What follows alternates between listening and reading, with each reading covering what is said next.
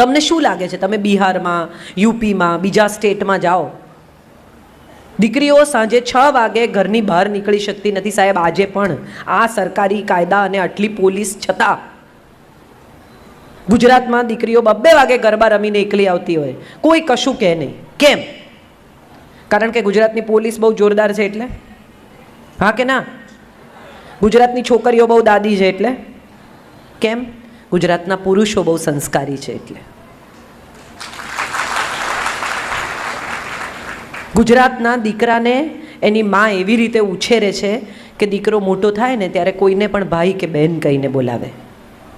હિન્દીમાં કે દુનિયાની બીજી કોઈ ભાષામાં ભાઈ કે બહેન લગાડવાનો રિવાજ જ નથી. આપણી એક જ ગુજરાતી ભાષા એવી છે કે જેમાં કોઈ પણ નામની પાછળ મોટા હોય કે નાના હોય આપણે ભાઈ કે બહેન લગાડીએ છીએ. આપણે કોઈ દિવસ કોઈને આખા નામે નથી બોલાવતા. ઇવન રિક્ષાવાળો કોઈ દિવસ કોઈને રસ્તો પૂછે ને તો કે એ કાકા, એ ભાઈ, આવું આપણે કરીએ જ કોઈ દિવસ? આપણે શું કહીએ? એ બહેન, એ ભાઈ, ઓ કાકી. એનો અર્થ એમ થયો કે આપણો તો ઉછેર જ સંસ્કારમાં થયો છે. એનો અર્થ એમ થયો કે આપણે તો પ્રજા જ સંસ્કારી છીએ. બીજે બધે તમે કકળાટ જોયો, ઝઘડા જોયા, મારામારી જોઈ. ગુજરાતમાં કોઈ દિવસ તમે એવું જોયું કે કાપા કાપીને મારામારી થઈ હોય, કોકને ઝઘડો થાય તો બંદૂકોના ધડાકા થયા હોય? જોયું તમે કોઈ દિવસ?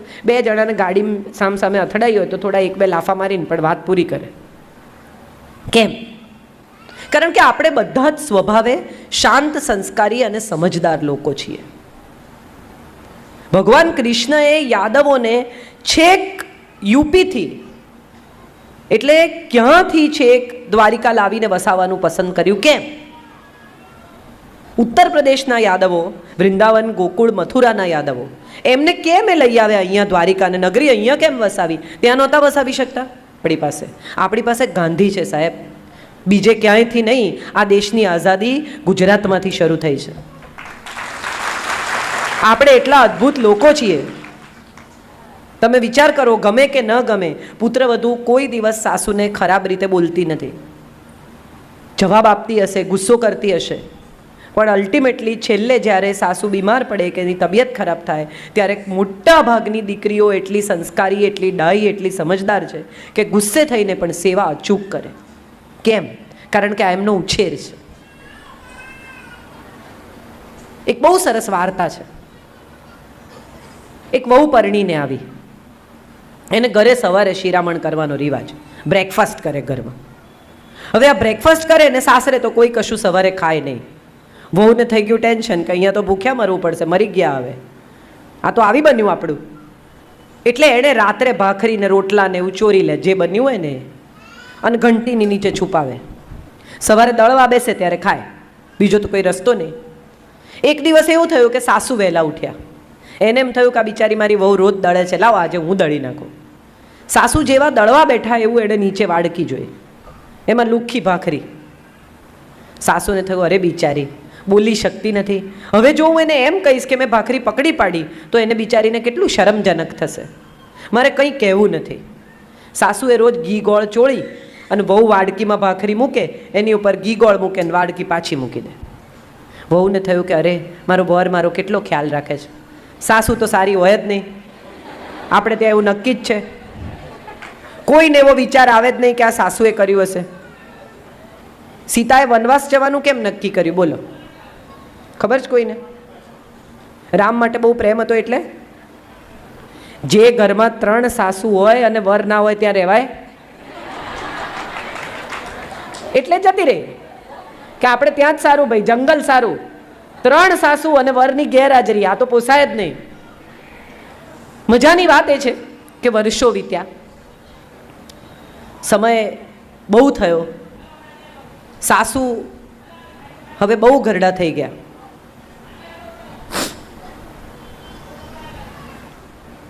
એટલે હવે વહુને ઘેર વહુ આવી. એટલે વહુએ આવી, વહુ પરણીને 2-4 દિવસ ગયા.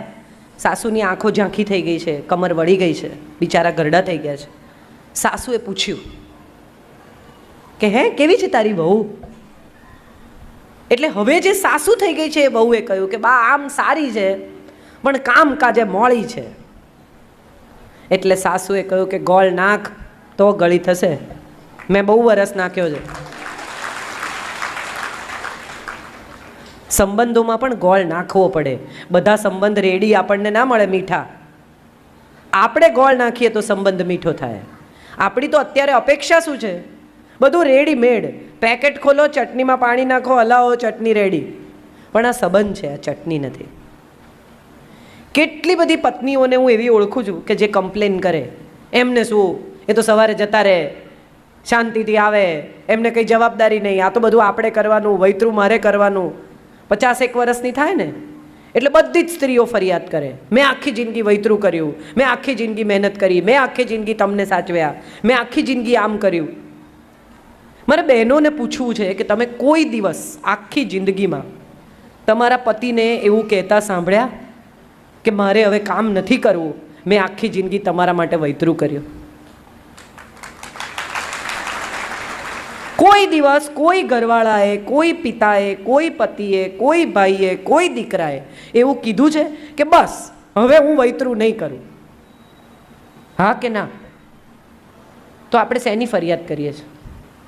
બધી બહેનો ફરિયાદ કરે. Woman empowerment. આજકાલ તો સ્ત્રી સશક્તિકરણ બહુ ચાલ્યું છે. હું તો એમ માનું છું કે સ્ત્રી પહેલેથી શક્તિશાળી જ છે. દેવો જેની પાસે પૈસા માટે લક્ષ્મી પાસે જાય, વિદ્યા માટે સરસ્વતી પાસે જાય અને આયુધ માટે કાલી પાસે જાય, જેને દેવ નમે છે, એનાથી વધારે શક્તિ તો ક્યાંથી લાવશો બોલો? ભગવાને કેમ એવું પસંદ કર્યું કે સ્ત્રી જ માં બને? બેમાંથી કોઈ બી ચોઈસ થઈ શકતી હતી ને? જ્યારે એણે સર્જન કર્યું હશે ત્યારે એણે વિચાર નહીં કર્યો કે આ બેમાંથી કોને માં બનાવવું. માનસ જાત ચાલતી રહે એ માટે મારે બેમાંથી એક જાતિ પસંદ કરવાની છે. એણે કેમ બહેનોને પસંદ કરી? એણે કેમ સ્ત્રીને પસંદ કરી? એવો વિચાર કોઈને કદી આવ્યો? સ્ત્રી પાસે અદ્ભુત શક્તિ છે અને એ છે માફ કરવાની શક્તિ. તમે જુઓ, જેટલી આપનારા તત્વો છે ને, જે આપે છે એ બધા તત્વો સ્ત્રી છે. નદી, હવા, પૃથ્વી, ગાય, આ જેનું પણ તમે નામ લો એ બધી સ્ત્રી તત્વ છે. અગ્નિ કેવી નથી હોતી? અગ્નિ કેવો હોય છે? પણ પૃથ્વી કેવી હોય છે? આટલા લોકો એના પર વજન મૂકે, આટલા લોકો મકાનો બાંધે, આટલા વિમાનો ટેક ઓફ કરે, આટલા વિમાનો ઉતરે, આટલા લોકો ચાસ પાડીને એની છાતી ઉપર આટલા હળ ચલાવે. એ શું કરે છે? એ તો સામે પાછું જ આપે છે. હું ઘણીવાર આ વાત કરું છું કે સ્ત્રીઓ છે ને, એને તમે એક સ્પર્મ આપો ને, એક પુરુષ બીજ, તો એમાંથી આખું બાળક બનાવી આપે. એને તમે અનાજ આપો ને, એમાંથી ભોજન બનાવી આપે. તમે એને મકાન આપો, એમાંથી ઘર બનાવે. તમે એને એક નાનકડો પતિ આપો, એમાંથી પરિવાર બનાવે. સ્ત્રી કેટલું કરી શકે? આ મોદી સાહેબે મજા શું કરાવી એ તો આપણને બધાને ખબર જ છે. સંબંધો બહુ સુધરી ગયા ઘરોમાં. સાડીઓમાંથી જે પૈસા નીકળ્યા એમાં પરસ્પર સંબંધો બહુ સુધરી ગયા. કેમ કે 500-500ની નોટો લઈને આવી કે મારાએ બદલવાના. ક્યાંથી આવ્યા એ કહેવું પડે. મજાની વાત એ છે કે સ્ત્રી પાસે આ જન્મજાત તાકાત છે. આ નાનકડી દીકરી બેઠી છે, એને તમે ઢીંગલી આપો, એને શીખવવું નહીં પડે માં કેવી રીતે બનવાનું. કેટલું સરસ સુવડાવે ને, ઉઠાડે ને, રમાડે ને, ઓઢાડે. અને એક દીકરો અહીંયા હમણાં આવ્યો ને ઉપાડી ગયા, એને તમે આપો ઢીંગલી, હાથ છૂટો પાડે ને પછી પગ છૂટો પાડે ને વાળ કાપી જુએ. આ બે જુદા તત્વો જ છે. ઈશ્વરને ખબર છે કે કોની પાસે કોમળતા છે, કોની પાસે રુજુતા છે, કોની પાસે પ્રેમ છે, કોની પાસે દયા છે, કોની પાસે ક્ષમા છે, કોની પાસે મમતા છે, કોની પાસે વાલ છે. કોણ કરી શકશે આ બધું? સવારે 6 વાગે ઉઠીને દૂધ લેવાથી દૂધ મેળવવા સુધીનું કામ સ્ત્રી કરે છે આખો દિવસ. અને ક્યાંય તમે જુઓ એકે જગ્યાએ ચાલશે એવો શબ્દ મેં નથી સાંભળ્યો. ઘરમાં 2 લોકો જુદા શાક ખાતા હોય ને તો વિચાર કરે કે ના ના પછી નહીં ખાય ને, લાવ બનાવી નાખો. તાવ હોય ને તોય ઊભી થઈને ઘરના લોકો માટે રસોઈ કરે. કેમ? કારણ કે સ્ત્રી જન્મજાત માં છે. ઋગ્વેદનો એક શ્લોક છે. આપણા 4 વેદો છે, અથર્વ, ઋગ્વેદ, સામવેદ, યજુર્વેદ. આમાં ઋગ્વેદનો એક શ્લોક છે. નવવધુ જ્યારે નવી સ્ત્રી, નવી છોકરી પરણીને આવે ત્યારે એને આશીર્વાદ આપે છે અને એમ કહે છે કે તને 10 પુત્રો થાવ અને પતિ તારો 11મો પુત્ર બની રહો. સ્ત્રી તો પોતાના પતિની પણ માં જ છે. તમે જુઓ, પતિ માંદા પડે ને તો એ માની જેમ જ ચાકરી કરે, ત્યારે એ પત્ની નથી થતી. આટલા બધા ગુણો આપણામાં છે, તેમ છતાં આપણને શું રોકે છે સફળ થતા? એવો વિચાર કદી કોઈ સ્ત્રીએ કર્યો? હમણાં જોની લીવરનો એક કાર્યક્રમ હું સાંભળવા ગઈ હતી. જોની સાહેબ બહુ ઇન્ટરેસ્ટિંગ છે. એટલે એમણે એક સરસ જોક કીધી, જે મને બહુ ગમ્યો. જે રીતે એમણે કીધું કે એક ભાઈ મને મળવા આવ્યા, અને પછી મળવા આવીને મને કહે છે કે મારી પત્ની સાહેબ બહુ રૂપાળી છે, કાળા વાદળ જેવા વાળ, ગોરી આરસ જેવી સ્કિન, આમ તમે અડો ને તો હાથ લપસી જાય, માખી બેસે તો લપસી પડે એવી ચામડી છે, એવી સુંદર આંખો, બે પાણીદાર, એના પર બે મજાના ભવાં, મજાના બે હોઠ આમ પરવાળા જેવા, એની અંદર આમ મોતી ગોઠવ્યા એવા દાંત. પણ સાહેબ એક વાત કહું, આ દાંતના જે મોતી ગોઠવ્યા ને એની પાછળ જીભ આપીને ભગવાને સત્યાનાશ કર્યું છે. ત્યાં સુધી કોઈ પ્રોબ્લેમ જ નહોતો, બાકી બધું કરેક્ટ જ હતું, વાંધો ક્યાં પડ્યો? સ્ત્રીઓનો સૌથી મોટો પ્રોબ્લેમ એ છે કે જ્યાં બોલવાનું છે ને ત્યાં બોલતી નથી, અને જ્યાં ખરેખર મૌન રહેવાનું છે ને ત્યાં બોલ્યા વિના એમને ચાલતું નથી. અને આ હું સ્ત્રી થઈને કહું છું, તમે પણ તમારી જાતને બહુ શાંતિથી, બહુ ધીરજથી એકવાર તપાસી જોજો. એકવાર મુલ્લા નસીરુદ્દીન, રજનીશજી મુલ્લા નસીરુદ્દીનના જોક બહુ કહે, મને બહુ ગમે છે મુલ્લા નસીરુદ્દીન. એકવાર મુલ્લા નસીરુદ્દીનને એમના બહુ બે જણા લડે, સવારના 10 વાગ્યાનું લડવાનું શરૂ કરેલું તે રાતે 10 વાગ્યા સુધી લડ્યા. પડોશીઓ થાકી ગયા કે હવે તો સુવા દો ભાઈ સાહેબ, રાડા રાડ, ગાળા ગાળ, બૂમા બૂમ, વાસણ ફેંકે. એટલે એક પડોશીએ જઈને પૂછ્યું કે ઝઘડો શેમાંથી થયો? એટલે મુલ્લા નસરુદ્દીને છણકો કરીને કહ્યું કે એ કઈ હવે યાદ હોય? મૂળ વાત શું હતી એ તો તમે ભૂલી ગયા. તો જે વાત યાદ નથી રહેતી એના ઉપર તમે 12 કલાક લડી શકો, એ કઈ કેપેસિટી છે આપણી? એ જ 12 કલાક જિંદગીના ઉત્તમ કામમાં પણ વાપરી શકાય. હમણાં એક ફિટબિટ આવ્યું છે, ખબર હશે? આપણે કેટલું ચાલ્યા, શું કર્યું, કેટલી એક્સરસાઇઝ કરી, એ બધું જો તમે કાંડે બાંધી રાખો તો તમને કહે. ખરેખર છે ને એવું શબ્દોનું એક મીટર આવવું જોઈએ. કાંડે બાંધી દેવાનું તો ખબર પડે કે સાંજના છેડે આપણે કેટલો ફાલતુ બકવાસ કર્યો, વગર જરૂરનું કેટલું બોલ્યા. જ્યાં જરૂર નથી ત્યાં બોલીને આપણે કેટલી વાર બગાડીએ છીએ. અને બધી બહેનોને આ ખબર જ છે કે ઝઘડો થઈ ગયા પછી, બોલી નાખ્યા પછી, લડી નાખ્યા પછી, ગુસ્સો કરી નાખ્યા પછી આપણને એમ થાય કે ના બોલી હોત તો સારું થાત. કારણ કે આપણી અંદર પ્રેમ તો છે જ. અમે એક વર્કશોપ કરીએ છીએ, એ વર્કશોપમાં અમે સ્ટેજ ઉપર બોલાવીએ અને કહીએ કે તમારા જીવનસાથીના 5 ગુણો કહો. પુરુષો તો ફટાફટ કહે, બહુ સારી છે ને, બહુ આમ છે ને, મારા મા બાપને સાચવે છે ને, મને બહુ પ્રેમ કરે છે ને, મારા બધું ભોજનનું ધ્યાન રાખે. પછી બહેનોને બોલાવીએ એટલે બહેન આવે, પછી કહે કે સારા છે.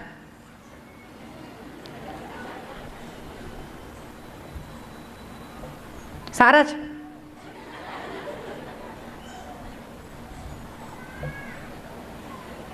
સારા છે.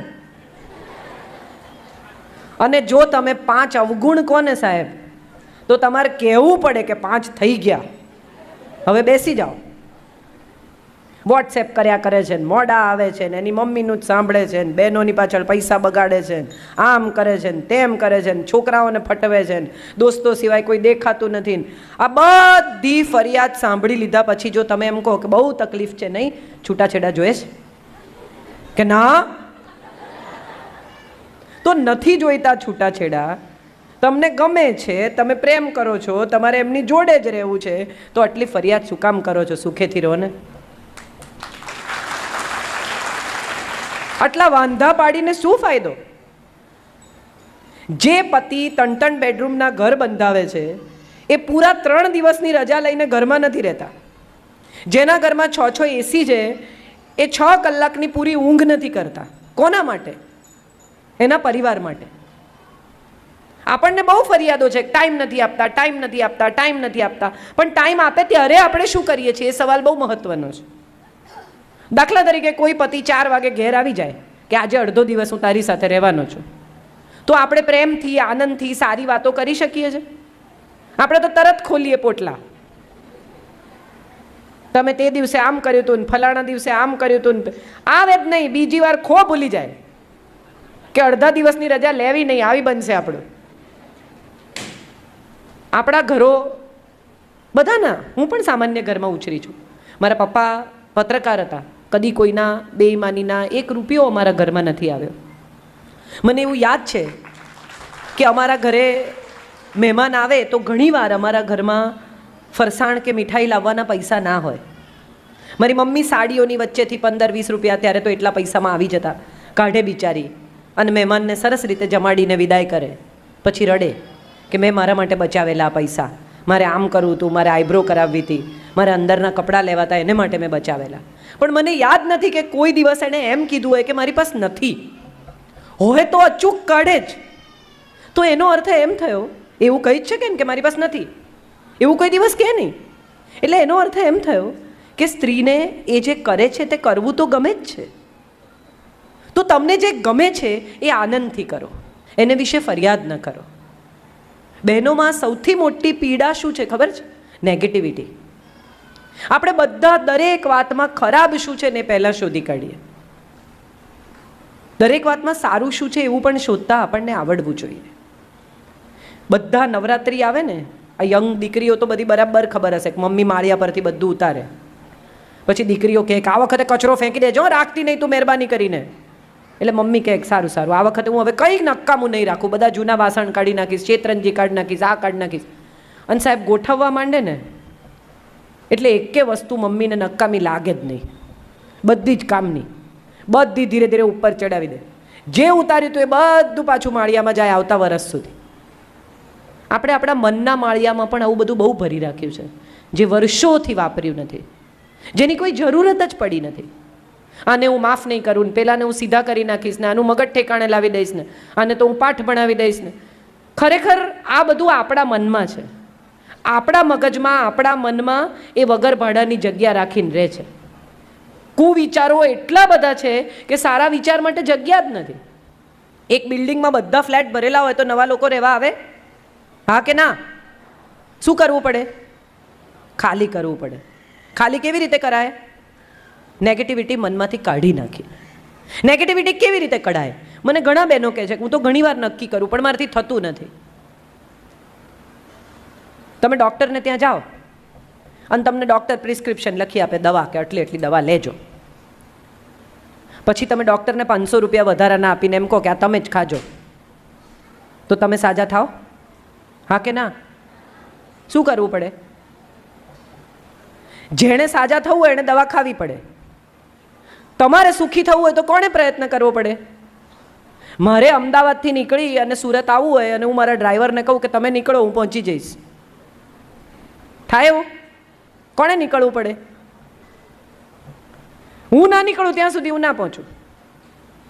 જો આપણે સુખની દિશામાં જવું હોય, જો આપણે આનંદના ધામમાં પહોંચવું હોય, જો આપણે મજા કરવી હોય, જો આપણે આનંદથી રહેવું હોય તો પ્રયત્ન તો આપણે જ કરવો પડે. બીજું કોઈ આપણી મદદ નહીં કરી શકે.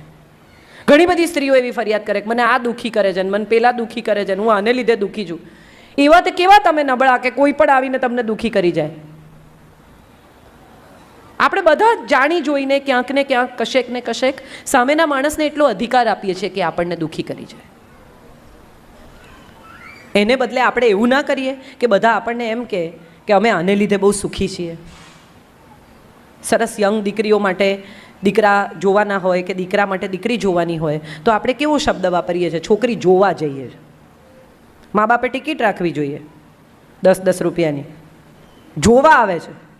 આ કોઈ વસ્તુ છે? કોઈ ચીજ છે? અમે દીકરીને જાણવા જઈએ છીએ, દીકરીને મળવા જઈએ છીએ, દીકરીને ઓળખવા જઈએ છીએ. જે કાલે સવારે અમારા ઘરની વહુ થઈને આવવાની છે એને સમજવા જઈએ છીએ, એના પરિવારને મળવા જઈએ છીએ. આવા કોઈ શબ્દો નહીં. આપણે શું કહીએ? આપણે છોકરી જોવા જઈએ છીએ. આ કોઈ વસ્તુ છે? એમણે ડાઇનિંગ ટેબલ પર ગોઠવી હશે, આપણે જઈને જોવાની મ્યુઝિયમમાં. અને મા બાપ પણ એટલી બધી તૈયાર કરે, છોકરીને બ્યુટી પાર્લરમાં મોકલે ને આ કરે ને વાળ સીધા કરાવે ને મેકઅપ કરાવે ને એવી રજૂ કરી દે આપણી સામે કે આપણે તો અભિભૂત થઈ જાય કે ઓહો હો આવી દીકરી. પણ આપણે ભૂલી ગયા છીએ કે આપણે એ દીકરીને સવારે ઉઠીને આ બધા મેકઅપ સાથે નથી જોવાની. આ ઐશ્વર્યા રાય આપણને બહુ ગમે, રૂપનો અંબાર. આપણને માધુરી દીક્ષિત બહુ ગમે, આપણને કાજોલ બહુ ગમે, પણ એના પર તો કેટલા લોકોએ કામ કર્યું. એનો મેકઅપમેન, એનો હેર ડ્રેસર, એનો ડ્રેસ ડિઝાઇનર, એનો કેમેરામેન, આ બધાય ભેગા થઈને એને રૂપાળી બતાવી. બાકી શ્રીકાંત નેને કે અભિષેક બચ્ચને કે અજય દેવગને તો કેવી જોવાની છે, આમ ઉઠેલી, બ્રશ કરતી હોય, ઉલિયા કરતી હોય. એવી જો તમને ગમે તો તમે એને પ્રેમ કરો છો, એ સાચું. બાકી રૂપાળી તો બધાને ગમે જ સાહેબ. દુનિયામાં નીકળ્યા, તમે બહાર નીકળ્યા, તમે સફળ થઈ શક્યા, તમે જ્યાં છો ત્યાં પહોંચ્યા, બે પાંદડે થયા, એનું કારણ એ છે કે એણે પાછળ રહીને ઘરનો મોરચો સંભાળ્યો સાહેબ. એણે એમ કહ્યું હોત કે લો રાખો છોકરું, હું નોકરી કરું, તો એણે કોઈ દિવસ ઘરની તકલીફ તમારા સુધી નથી આવવા દીધી, માટે તમે સફળ થઈ શક્યા છો. આ પરસ્પરના સંબંધો છે. આ સામ સામે બે ચક્કર એકબીજામાં બરાબર ગોઠવાય ને સાહેબ તો જ ફરે. બે એકબીજામાં ન ગોઠવાય ને તો ઘર્ષણ થાય. આપણે બધા જ આ ઘર્ષણમાંથી, આ સંઘર્ષમાંથી, આ યુદ્ધમાંથી, આ ઝઘડામાંથી, આ કકળાટમાંથી પસાર થઈએ છીએ.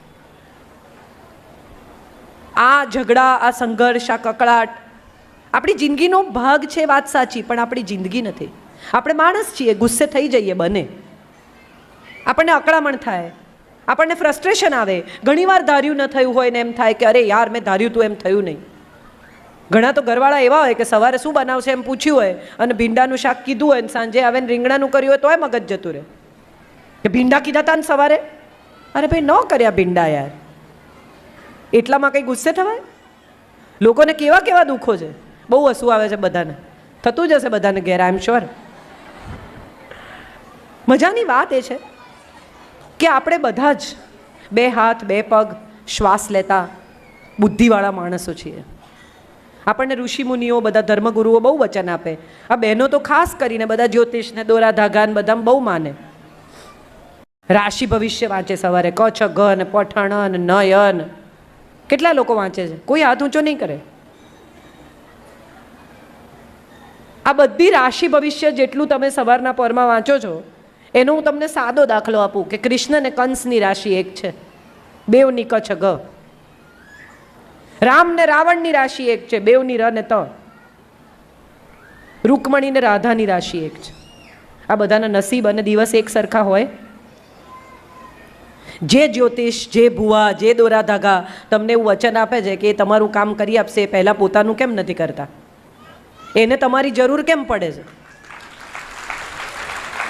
જો એ ખરેખર તમારું કામ કરી શકતા હોય તો એ પહેલાં પોતાનું જ કરે ને, તમારી પાસેથી પૈસા શું કામ પડાવે? પણ આપણે બધા સ્વાર્થમાં આંધળા થઈ ગયા છે. આપણને એમ છે કે કોક માણસ આપણી મદદ કરશે, ક્યાંકથી આપણું ધાર્યું થશે. ધાર્યું ન થાય તો એકદમ બેચેન થઈ જઈએ, ધાર્યું ન થાય તો આપણને થાય અરે આવું કેવી રીતે ચાલે. કોઈ ઓળખાણ કરાવે તો કે આ દાસભાઈ છે, પોતાની મેળે બહુ આગળ આવ્યા, હિંમતથી પોતાની રીતે પોતાનું કામ કર્યું, આમ કર્યું, સેલ્ફ મેડ છે. પણ દુનિયાના કોઈ પણ માણસનું કામ ન થાય ને તો કે જેવી હરી ઈચ્છા. અરે વાહ, હરીની શું કામ એવી ઈચ્છા હોય કે તમારું કામ ન થાય? નવરો છે એટલે દૂર બેઠેલો મંગળ આટલા અબજો લોકોમાંથી એક તમને પસંદ કરે ને એવું નક્કી કરે કે આજે હું આને નડીશ. થાય એવું? કયા ગ્રહો કોને નડે છે? આપણને શું નડે છે એ બહુ અગત્યનું છે. આપણને આગ્રહો નડે છે, આપણને પૂર્વગ્રહો નડે છે, આપણને દુરાગ્રહો નડે છે, આપણને સંગ્રહો નડે છે. કેટલા બધા કપડાં હોય, બહેનો બધા બ્લાઉઝ સાચવી રાખે, વજન વધી ગયું હોય ને એ પછી બી કે હું વજન ઉતારીશ, પણ કોઈને આપે નહીં. ખાલી કરો મન, કબાટ, ઘર, બધું ખાલી કરો અને જે નવું આવશે ને સારું જ આવશે, ચોખ્ખું જ આવશે અને તમને વધુ સુખી કરવા માટે જ આવશે એવું નક્કી કરો. એક બહુ સરસ વાર્તા છે. એક બહુ મોટા સૂફી ફકીર હતા. એને 48, આ લોકો 40 દિવસના રોજા કરે, 38 દિવસના રોજા થઈ ગયા, 2 જ દિવસ બાકી. અને દૂર દૂરથી ચાલતો એનો એક શિષ્ય આવ્યો. એના શિષ્યએ આવીને હાથ જોડીને પગે લાગીને ગુરુને શીરો આપ્યો કે હું તમારા માટે શીરો લઈને આવ્યો છું. ગુરુએ કહ્યું અરે મારા તો રોજા ચાલે છે, હું કેવી રીતે ખાઉં? શિષ્યએ કહ્યું કે મેં એક આખો મહિનો પૈસા બચાવ્યા, એક ટંક ખાધો અને તમારા માટે ચોખ્ખું ઘી ખરીદ્યું, રવો ખરીદ્યો, બદામ ખરીદ્યું. હું તમારા માટે આ શીરો લઈને આવ્યો છું કે હું 2 દિવસ રહીને ખાઈશ. તો કે 2 દિવસ રહીને તમે ખાશો ત્યાં સુધીમાં તો શીરો બગડી જશે. અને હું ફરી લાવી શકું એવી મારી હિસ્યત નથી. કંઈ વાંધો નહીં, જેવું મારું નસીબ. એ રડવા માંડ્યો. એટલે ગુરુએ ડબ્બો ખોલ્યો અને એમાંથી શીરો કાઢીને ખાધો. ગુરુની બાજુમાં કોઈ બેઠું હતું. એમણે કહ્યું કે તમે આવા લાલચુ છો, ફાલતુ સા? હું તો તમારી કેટલી પૂજા કરું છું, તમને કેટલું માનું છું, તમે આટલા એક કોળીઓ શીરાની લાલચમાં આવી ગયા? 38 દિવસના રોજા તમે કર્યા અને 2 દિવસ માટે તમારું મન ચડી ગયું, અરે રે હું તો ખોટા માણસની પાછળ ફરતો હતો. તમને ખબર છે રોજા તોડવાની સજા શું હોય? એટલે ગુરુએ કહ્યું કે હા મને ખબર છે રોજા તોડવાની સજા શું હોય, ને હું ભોગવી પણ લઈશ, પણ મને એ નથી ખબર કે કોઈનું દિલ તોડવાની સજા શું હોય, ને મારે એ નથી ભોગવવી. આપણે બધા ધર્મ કર્મ ક્રિયાકાંડોમાં કેવા રિજિડ છીએ. આમ તો કરવું જ પડે, આમ તો નહીં જ કરવાનું, નયા વિના રસોડામાં નહીં જવાનું, આના વિના આમ નહીં કરવાનું, આમ જ કરવું પડે, આમ ન જ કરાય. પણ એમાં કોઈ કેટલું પીડાય છે એનો તો આપણે વિચાર જ નથી કરતા. નવા જમાનાની દીકરીઓ નવી રીતે જન્મી છે, નવી રીતે ઉછરી છે. આપણે એક સાદો મોબાઈલ લઈએ ને, કેટલા લોકો પાસે મોબાઈલ છે ને? બધા પાસે, બરાબર. તમે એક ના મારે એ જ કહેવું હતું કે તમારી પાસે છે ને, એમ હોય જ. આજના જમાનામાં મોબાઈલ